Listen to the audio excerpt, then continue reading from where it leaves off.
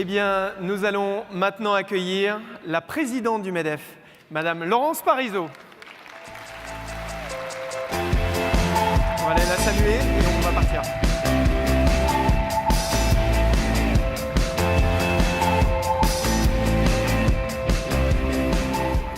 Bonjour Madame. C'est à vous.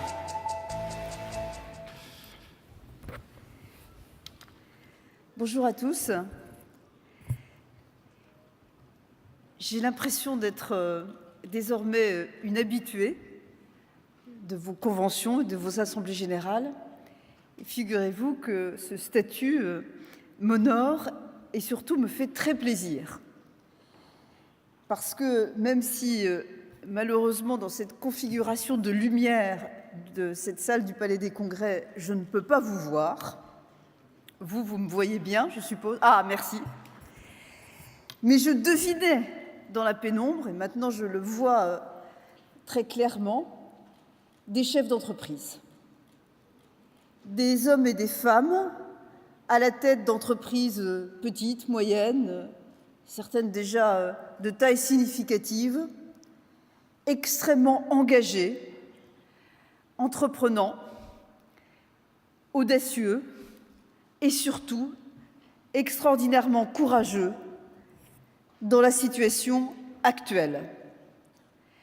Alors si je suis avec vous ce matin, c'est tout d'abord pour vous rendre hommage, à vous tous, peut-être pour rendre hommage, mais j'y reviendrai un petit peu plus tard, en particulier à l'un d'entre vous, mais pour vous rendre hommage alors que vous porter un secteur essentiel à l'économie, essentiel aussi à la vie de chacun, je crois d'ailleurs que ça a été évoqué, mais un secteur incroyablement mal compris, un secteur qui est sans cesse critiqué, décrié, caricaturé. Je voulais vous dire ce matin que nous, en tout cas, au MEDEF, nous avons toujours considéré à sa juste valeur l'importance de votre métier. Et c'est d'ailleurs pour cette raison que j'ai voulu, personnellement, que votre fédération, la FNAIM, siège au conseil exécutif du MEDEF. Cette façon qu'il y a de dire que vous ne seriez pas des acteurs d'un secteur productif. Cette façon qu'il y a de laisser entendre que vous ne contribuez pas à l'activité économique et à la création de valeur dans notre pays est tout simplement inadmissible, infondée et témoigne, je pense, parce que ce matin je suis dans de bonnes dispositions, d'une inculture économique assez profonde de notre pays. C'est d'ailleurs, à mes yeux, l'un des grands scandales qui est à l'origine de beaucoup de nos maux. C'est la méconnaissance des fonctionnements de l'économie et du coup, probablement la méconnaissance du marché, de la logique du marché, de l'apport du marché. Et vous, vous êtes parmi les acteurs qui êtes les mieux à même de savoir ce que veut dire qu'un marché fonctionne bien ou un marché ne fonctionne pas bien. Vous savez, vous, quand le marché fonctionne bien, que vos entreprises vont bien. Et vous le savez d'autant mieux que votre mission, finalement, votre prestation consiste à animer le marché de l'immobilier. Alors, ces considérations sont vraiment importantes parce que, un, il faut lutter contre tous ceux qui ne voient pas derrière votre activité des entreprises créatrices d'emplois et de valeurs. Il faut lutter contre tous ceux qui n'imaginent même pas que vous avez une modernité et que vous pouvez sans cesse apporter des idées nouvelles, une façon de faire différente, et qu'ainsi, comme beaucoup d'entre nous dans d'autres secteurs, vous contribuez à la modernisation de l'économie. Et puis, il faut lutter aussi, je le dis très directement, contre tous ceux qui veulent sans cesse intervenir, encadrer, interférer, s'ingérer. Je pourrais multiplier les verbes. Il y a une illusion du politique dans notre pays, qu'il soit de droite comme de gauche, à penser qu'il peut lui-même définir les règles jusqu'à rentrer dans les moindres détails et ainsi faire croire qu'il va influer sur les comportements des différents acteurs économiques d'une manière telle qu'on va y gagner en efficacité, alors que c'est exactement l'inverse qui toujours, chez vous comme ailleurs, se produit.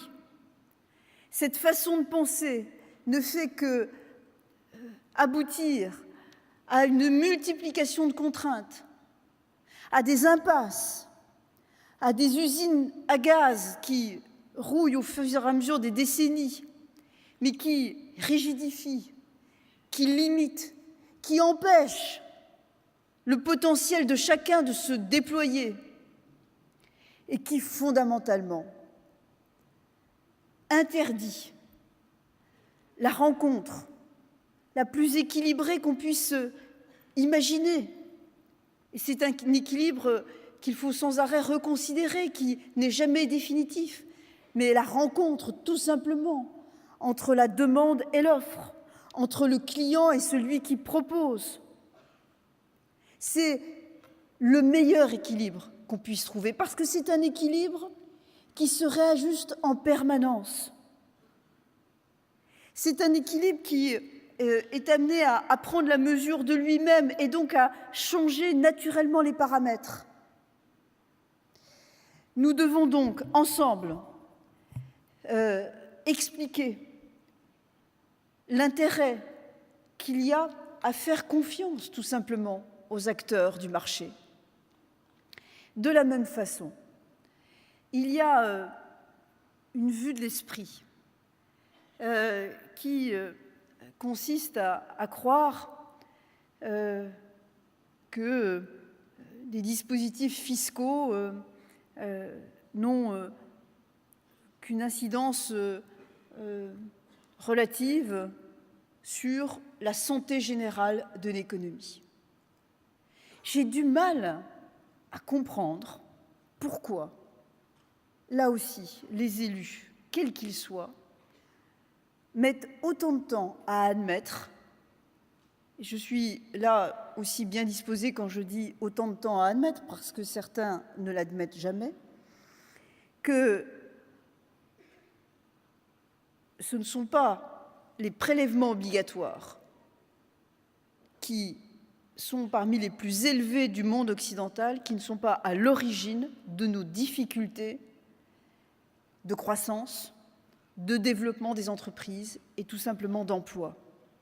C'est parce que nous avons la fiscalité sur les entreprises la plus lourde que nous sommes fondamentalement dans ce marasme économique. Et par conséquent, imaginez sans cesse, parce que la créativité fiscale n'a pas de limite, des dispositifs en se disant « ce n'est pas grave, c'est juste 100 millions ici, ce n'est pas très gênant, c'est juste 500 millions là, ça n'a pas d'importance réelle, je ne touche qu'aux résidences secondaires, oh, c'est pas très important, ce n'est qu'à partir de 50 000 € que j'augmente la taxation. Tout ceci, c'est marginal, n'est-ce pas? Mais moi, je dis tout ceci est une folie. C'est une folie. Et il est temps de le dire clairement. s'il n'y a pas pour notre pays, vraiment, à très brève échéance, une inversion fondamentale de cette approche, s'il n'y a pas, premièrement, une confiance accordée aux acteurs, et pour donner le premier signe de la confiance, il faut d'abord montrer le respect qu'on accorde à ces acteurs. Ça, je dis à tous les gouvernements, à tous les élus, vous devez témoigner de votre admiration à l'égard des chefs d'entreprise, de tous les secteurs d'activité, et pourquoi pas, commençons par le vôtre. Deuxièmement, si une inversion des prélèvements fiscaux n'est pas organisée rapidement, notre pays ira dans le mur. Pour cela, il faut engager un travail de fond sur les dépenses publiques. On ne pourra résoudre la question fiscale que par un travail sur les dépenses publiques. Troisièmement, et c'est en cours actuellement, nous avons à évoluer dans le fonctionnement du marché du travail. Et il ne faut pas avoir peur des mots. Nous avons besoin de flexibilité. Vous en avez besoin. Et la flexibilité, c'est gagnant-gagnant. Car la flexibilité, c'est évidemment pouvoir s'adapter quand nos entreprises ont des chutes de carnet de commandes. Et je suis certaine que vous manquez de volume, vous aussi, dans votre secteur d'activité aujourd'hui.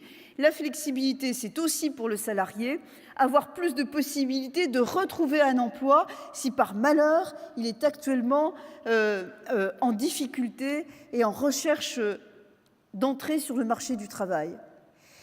Il me semble qu'aujourd'hui, il est temps que sur tous ces sujets, nous mettions tout simplement les pieds dans le plat. Les pieds dans le plat. Il faut lever les tabous. Il faut dire les choses telles qu'elles sont. C'est pour ça, par exemple, que sans cesse, peut-être vous m'avez entendu dire publiquement, en interpellant différents membres du gouvernement, et notamment le ministre du Travail, Michel Sapin, qu'il fallait qu'il assume le mot de flexibilité. Comment est-ce qu'on peut essayer de résoudre les sujets si on n'ose pas les nommer? Alors, on m'explique que le mot souplesse, le mot adaptation sont des synonymes. Et Michel Sapin m'a proposé, même publiquement, de m'offrir pour Noël un dictionnaire des synonymes. Je prends le cadeau. J'adore les dictionnaires. Donc, si c'est une édition que je n'ai pas, évidemment, je serai très heureuse. Mais, plus sérieusement, pourquoi nous insistons sur ce terme de flexibilité? Parce que c'est un concept. Ce n'est pas simplement un mot, c'est un concept qui a été étudié depuis au moins une décennie par des économistes, par des juristes. C'est un concept qui a été adopté d'abord par les pays du nord de l'Europe, puis par l'Allemagne, par d'autres pays aussi, comme le Canada, la Nouvelle-Zélande. Chacun a décliné ce concept avec ses spécificités ou son histoire sociale propre. Mais c'est toujours à partir de cette notion-là que le travail a été élaboré pour effectivement mettre de la liberté et des possibilités d'adaptation là où pour le moment il n'y a qu'une extrême rigidité. Donc les amis, je vous propose qu'ensemble, et avec tous ceux d'entre vous qui êtes particulièrement investis, soit dans votre fédération, soit dans les MEDEF territoriaux, et nous avons un président de MEDEF, entre autres, qui est particulièrement actif. Je pense à Jean-Luc, qui est dans la salle, le président du MEDEF des Bouches-du-Rhône. Je voudrais que nous soyons extrêmement mobilisés d'une manière très unie, d'une manière très intense, dans les semaines et dans les mois qui viennent, sur tous ces combats. Parce qu'il y a urgence, parce qu'aujourd'hui la crise n'est plus une crise mondiale où l'avenir dépend de la grande coopération décidée au sein du G20. Non, nous sommes dans une crise européenne, mais à l'intérieur de cette crise européenne, dans une crise spécifiquement française. Et donc l'enjeu aujourd'hui, c'est de aider, accompagner, s'il le faut, forcer le gouvernement à prendre les décisions qu'il convient pour faire face à cette crise et trouver la solution de sortie de crise, les solutions de sortie de crise les plus rapidement possible.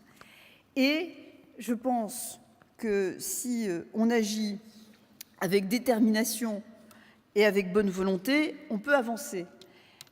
Parce que le potentiel de notre pays est là.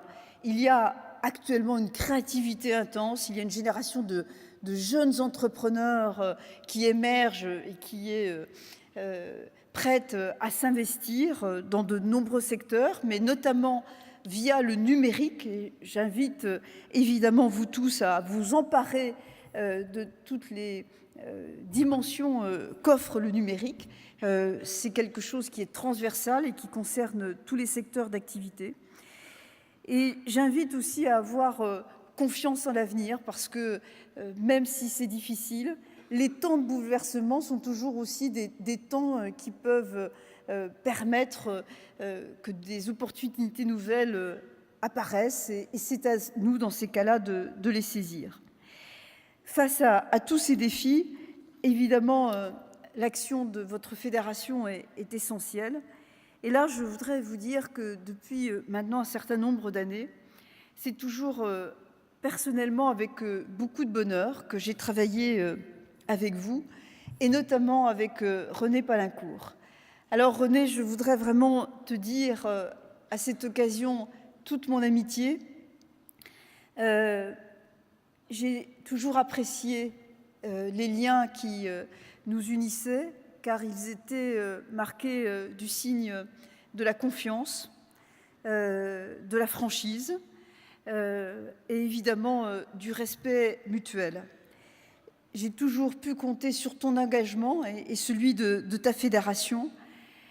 Donc c'est avec émotion que je te vois partir, malheureusement, mais je pense que ton empreinte est forte et nous marquera longtemps. Et puis, je suis tournée vers l'avenir, donc je voudrais dire aussi que je suis très heureuse d'accueillir Jean-François Buet, qui va ainsi nous rejoindre au conseil exécutif du MEDEF. Et nous allons ensemble, j'espère, gagner tous les challenges que j'ai énumérés tout à l'heure devant vous. En tout cas, ayez confiance dans le MEDEF. Nous sommes convaincus de la force, de l'évidence de nos positions. Et c'est certainement cette évidence qui a fait que nous avons déjà gagné sur un certain nombre de sujets. Si aujourd'hui il y a un crédit d'impôt qui est désormais voté par l'Assemblée nationale, sur le point d'être voté par le Sénat, et qui va nous être utile à nous tous, qui va certainement alléger les charges de nos entreprises, ce crédit d'impôt, c'est bien parce que nous avons su convaincre de l'importance de la question de la compétitivité coût pour l'avenir de nos entreprises. Voilà un sujet qui est très clairement une victoire de nous tous, une victoire du MEDEF. Et j'ai bien l'intention de ne pas m'arrêter à ce stade-là et j'espère avoir l'occasion de vous apporter dans les semaines et les mois qui viennent d'autres victoires sur tous les sujets que j'ai énumérés devant vous ce matin. Alors, n'oubliez jamais, l'entreprise, c'est la vie.